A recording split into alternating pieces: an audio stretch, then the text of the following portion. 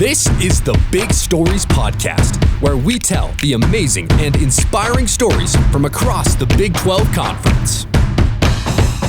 Welcome back to the Big Stories Podcast on this August 25th, 2025. The college football season has started. Week 0 satiated the appetites of college football fans, and 3 Big 12 teams were prominent. Farmageddon was played in Ireland. Iowa State was victorious over their rivals from Kansas State 24-21, and Kansas reopened the booth. So those 3 teams will be featured prominently in our Big 5 stories from the field. Let's start with number 5. We go to Derek Johnson of the Locked On Jayhawks podcast after the University of Kansas beat Fresno State in game 1, 31-7. But Derek, my number 5 this week is the fact that the Jayhawks were back in their home stadium after playing their home games last season in the Kansas City area. Give us an idea of how much David Booth Kansas Memorial Stadium has changed in the past couple of years and what the atmosphere was like as the Jayhawks took the field. Absolutely electric atmosphere. It was super fun. It just felt like a real event going out to this thing. It was I don't know. Sometimes you get these like feelings when you go to a stadium, when you go to a pro event, and you just have that cool feeling that you're there, you're at the thing that is going on. And I don't know that it's always felt like that in the past. It felt like that for this game. The fans were great. The students were great, made noise. It was a true home field environment. You had all the fun festivities before the game of it being a new stadium, checking out everything for the first time. And you got to see the flyovers and the jets. And I don't know, it was just everything you wanted with a college football game. The picturesque scene, too, of the beautiful stadium with the Campanile and the hill right behind the stadium in Lawrence. And it was perfect weather for a game. I mean, just could not have asked for, I think, a better setting for the season opener and for the new David Booth Stadium opener against Fresno State. Our number 4 this week goes to Kansas wide receiver Cam Pickett and his first TD as a Jayhawk. Down the picket fence for the touchdown. Derek Johnson, it was a thing of beauty. It was a simple swing pass after the Ball State transfer lined up in the backfield.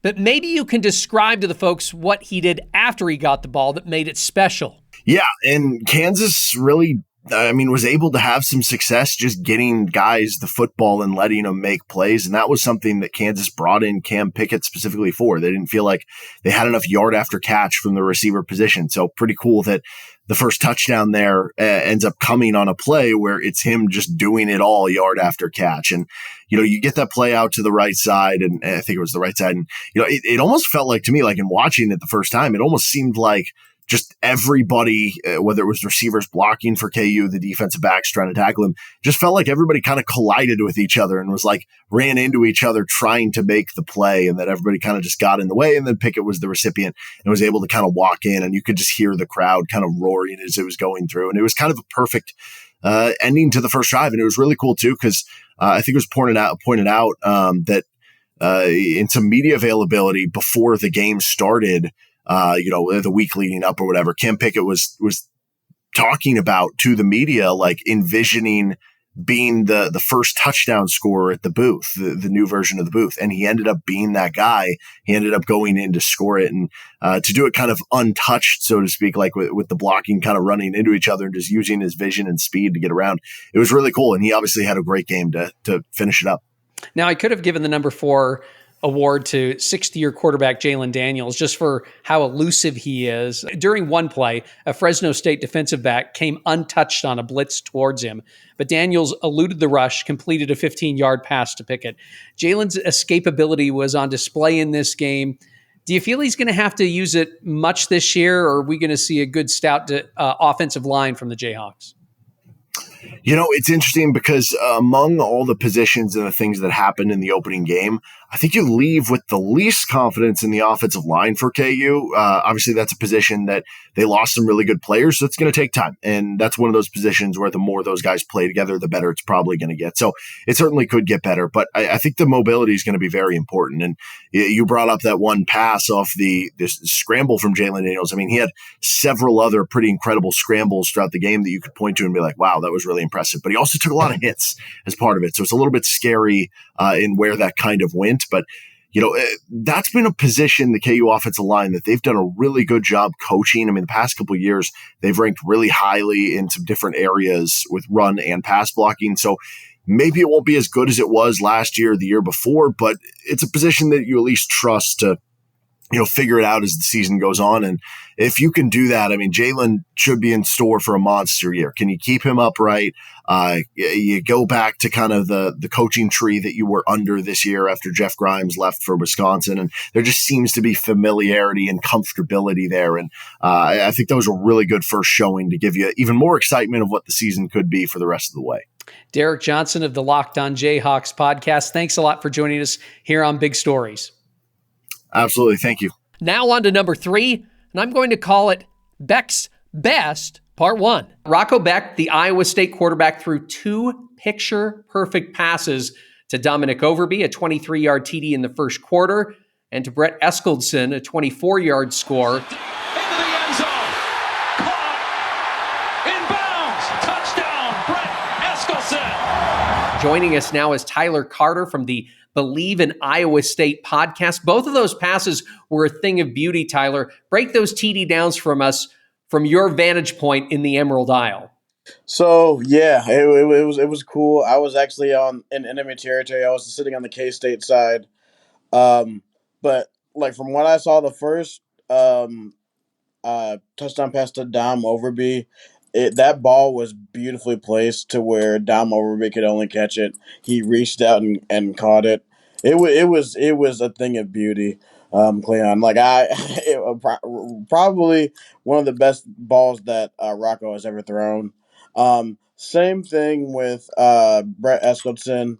I knew they ran that same play with Jaden Higgins a lot. Eskildson with that little fade route that they like to do. The defense was I knew they were gonna run. I knew they were gonna call that because with the way they were running the ball, it was only a matter of time before they were gonna go to the air. So that's a play that they call a lot. We've now reached number 2. I'm calling it Avery Johnson, and the Wildcats won't quit. Kansas State goes for it on 4th down deep in their own territory. QB Avery Johnson doesn't get the first down on the run. They give up a TD to go down 24-14, but the first play after that drive, Johnson off play action, moving left, throws it deep, got a man wide open. While Jaron Bradley gets behind the defense and scores. Touchdown, Kansas State. What a response. Galloway from the KSO Show podcast joins us now. I know Kansas State lost, but that play should give your team a lot of hope going forward when it comes to Avery Johnson's passing ability. Yeah, that was a big play for a couple reasons. Number one, it highlighted just how improved Avery Johnson has been throwing the ball down the field.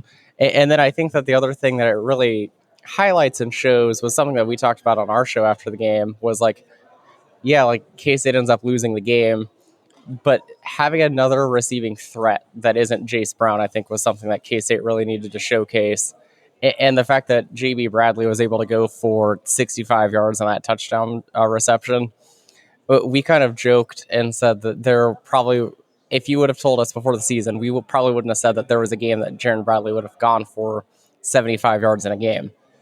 He did that in game 1. So to see that, I think will open up the offense a little bit. And I think that you saw the offense really kind of come together in that third, into the third, and then the fourth quarter.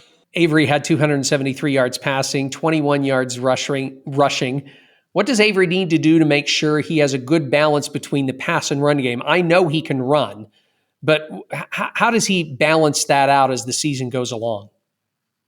Yeah, I think that it's kind of picking and choosing when to be more aggressive with his legs as opposed to using his arm. There were even a few times in the game Saturday in Dublin that you could see him hesitate a little bit when it looks like there's a hole when he could just run and ends up throwing it. And I think 2 ended up being incomplete, and then 1 ended up actually being the pass to Jaron Bradley that we talked about, where it looked like there was a little bit of a space to run, and he ends up throwing it and ends up going for a big play.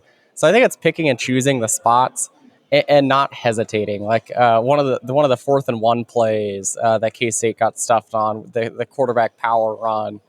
If he doesn't hesitate and hits that hole right away, I think that he gets the first down pretty easily, and it doesn't go to review where it was impossible from our vantage point to see any of the yard markers. Like, I don't blame the officials at all for how that went down.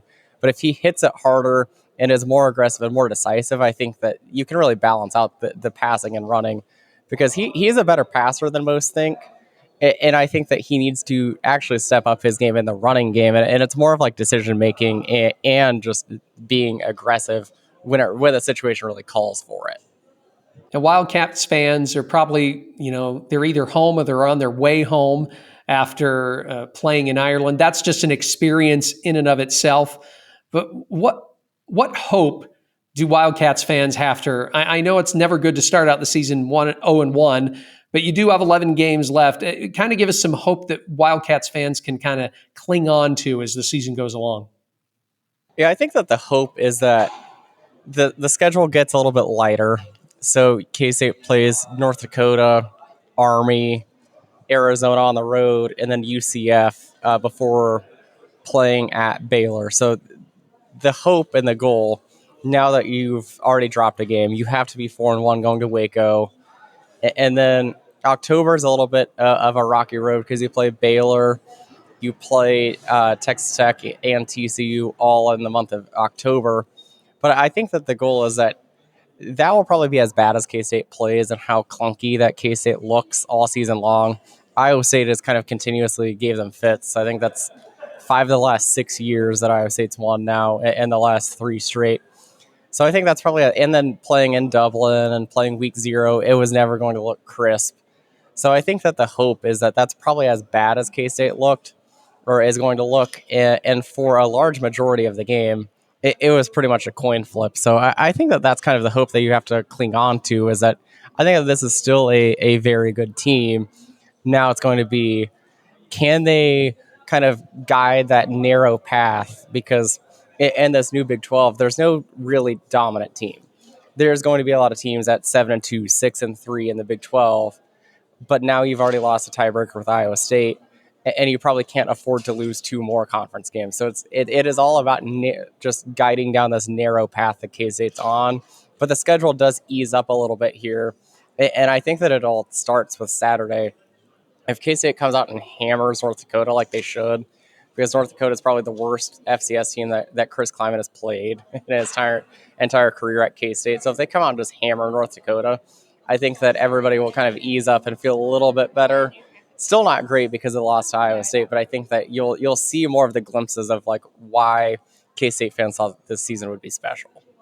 Joining us from the airport in Paris, it's Drew Galloway from the KSO Show podcast. Drew, thanks a lot for joining the Big Stories podcast.